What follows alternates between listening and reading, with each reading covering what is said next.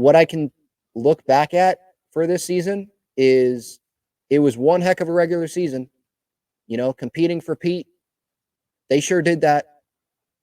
The regular season was really fun. The comeback wins against the Cubs or the Dodgers when they were down 5-0 and Solano walks off, or Arise with the walk-off, or Jackson Merrill with his rookie season and hopefully should win Rookie of the Year. And the homers that he had off Edwin Diaz and Mason Miller, the homers at Fenway, Manny getting to the Padres franchise record. Darvish, I think, got to his 2000th strikeout. Even some of the Musgrove outings, Michael King outing this postseason, Nando, his homer against the Dodgers in this series, and how nuts Petco was going. The Manny walk-off, the Profar moments against the Nationals. And I haven't named even all of the moments, but so many great moments. And Mike Schilt deserves to be here for a long time, at least if we're basing it off of this season. He has that buy-in from the players, and it seems like this team is a real team. They are, in fact. We saw that this year. It was a regular season to remember, but it does sort of feel like the Dodgers, where I'm sure there's Dodger fans that are like, man, that was a great regular season, a lot of fun moments, but then you fall up short in the postseason. And that's what happened here with the Padres. It really felt like this was the Padres' year. That everything, not everything, but almost everything was going their way. Maybe we should have took it as a sign when Joe went down with the Tommy John surgery that, oh man, that's a big blow and it's not going to happen. But it was real easy for me to keep the faith in this team. I think there's bright days ahead for sure. No doubt it's a disappointing ending to this season. I thought that they were better than the Dodgers based on the availability of guys. Freddie Freeman, obviously not 100%, not near 100%. And the pitching that was out for the Dodgers. Then when you lose Joe Musgrove, it gets closer, in my opinion. But I still believed in this Padres team that you still had Dylan Cease, still had King, still had Darvish. Martin Perez didn't pitch, which is still a little bit of a question mark for me. But I love the bullpen.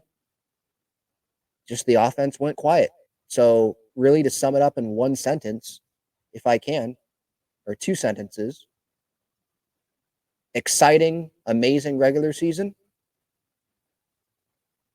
really disappointing end to the season. It's just one of those where you can never get this year back. It was more positive than 2023, obviously, where 2023 can never get that year back, and we felt like it was a huge freaking waste of a year because there were guys in that clubhouse that were not the team players. This team right here had a bunch of team players. And having Jurickson and Profar and having Jackson Merrill in that clubhouse, having Manny continue to grow as a leader, in my opinion, having Mike Schilt be the right manager for this team, not having freaking Bob Melvin, having his foot out the door, wanting to be in another dugout. You had guys that wanted to be here and really cared.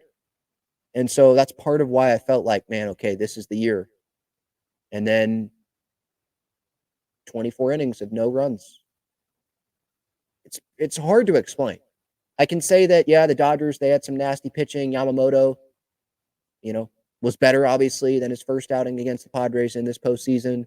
Evan Phillips was nasty. Kopech throwing, I think, 102 with his fastball on, I think, that Crony strikeout. That Crony was, swing and miss in there on that third strike. There were some nasty relievers there.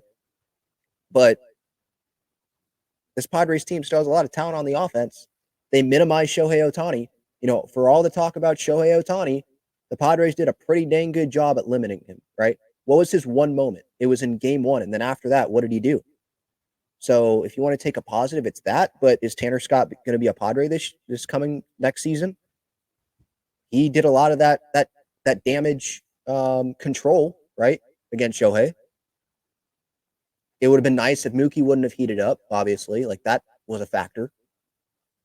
And yeah, a couple of mistakes by Darvish tonight, but I'm not going to sit here and tell you that Darvish was the reason why the Padres aren't advancing. He's one of the last guys I would bring up. What we're going to bring up is the offense collectively. It wasn't just one guy. I can point to Tatis grounded into the double play, but he was the best hitter in the postseason entering tonight's game. This guy had an OPS higher than Babe Ruth entering tonight in the postseason, minimum 50 games appeared in. So, or 50 at bats, something like that. Yeah, not 50 games. Sorry, 50 at bats. So, like, sure, I can blame him a little bit for this game, but for me, it's just a collective offensive meltdown, slump. To me, watching this game, watching every pitch of this game, there were pitches to hit there. Like I said earlier, there were pitches to hit, and they got under it, fouled them off, or just watched it go by. Don't know what you're looking for in some of those situations. So, yeah, really disappointing the way that this season ended. But I'm proud of what they did in that wild card series. I'm proud of how they got to a 2-1 lead against this Dodgers team.